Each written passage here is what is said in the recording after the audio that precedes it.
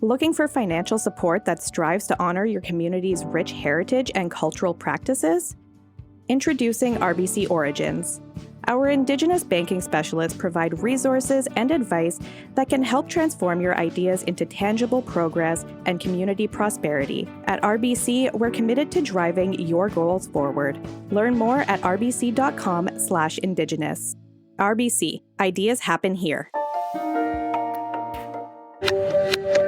I'm Rick Hart. This is your APTN News Brief for Monday, July 21st. We begin in Winnipeg, where the search of a local landfill for the remains of 2 First Nations women has come to an end. Late Thursday, the province of Manitoba announced the search of the Prairie Green landfill officially ended July 9th. Last week, private ceremonies were held with the families of Morgan Harris and Marcedes Myran. Also present, Premier Wab Kinew, members of the search team, and other community supporters. The province says the ceremonies honored the lives of the women whose remains were discovered during the search, along with the strength of their families. Both women were victims of a convicted Winnipeg serial killer. Now the search for the remains of another, Ashley Shingoose, will get underway at the city-owned Brady landfill. The province says the relevant specialized equipment and personnel will make their way to the new site. Meanwhile, family and advocates continue to push for a search for Tanya Niepanak. Missing as of 2011, it's thought her remains could be at the Brady landfill.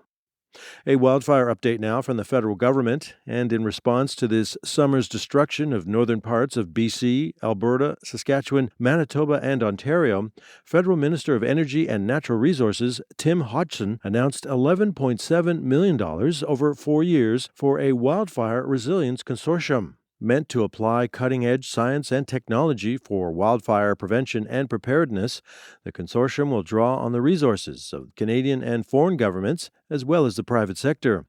It will also rely on Indigenous knowledge on fire stewardship.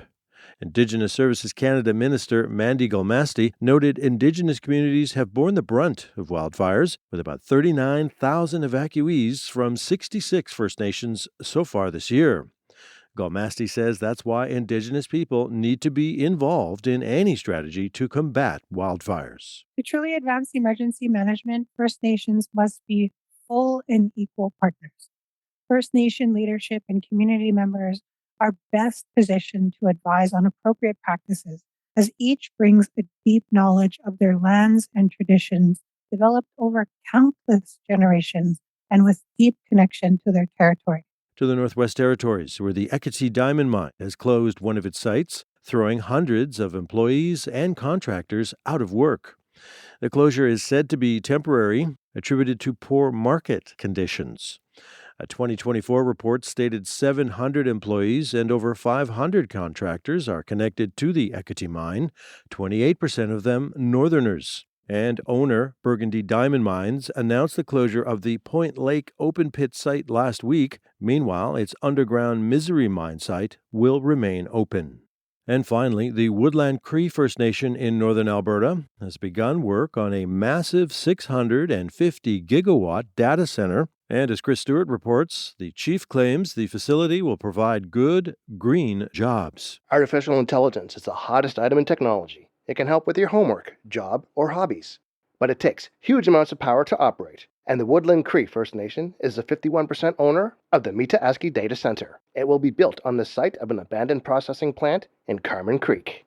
Chief Isaac Labakan of Rom says that having a partial build helps make the project have a much lighter environmental impact. Where we're developing it is in a place that had already had industrial activity on it already. So we're not making necessarily a new footprint to create this.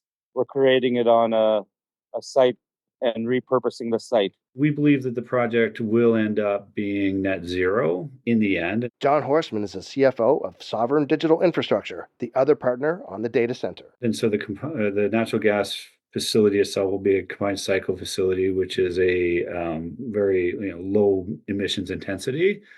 And we've got a line of sight on some carbon sequestration reservoirs in the area that can actually bring the project to a net zero basis. Horstman says they are in talks with Google and Amazon as potential users of the data center, which would have thousands of computer servers connected to high-speed fiber cables to transmit the processed data. Chief Isaac says that protecting the environment and creating economic benefits for the people of Woodland Cree can both be done here. We are going to find ways to actually minimize the use of water or even recycle some of the water that's needed. So we want to make sure that we're operating in an environmentally ethically, right? But also creation of jobs and long-term jobs, careers for our people. Phase 1 is hoped to be up and running by the summer of 2027. Chris Stewart, APTN National News, Edmonton. And that's your APTN News Brief for Monday, July 21st. I'm Rick Harp.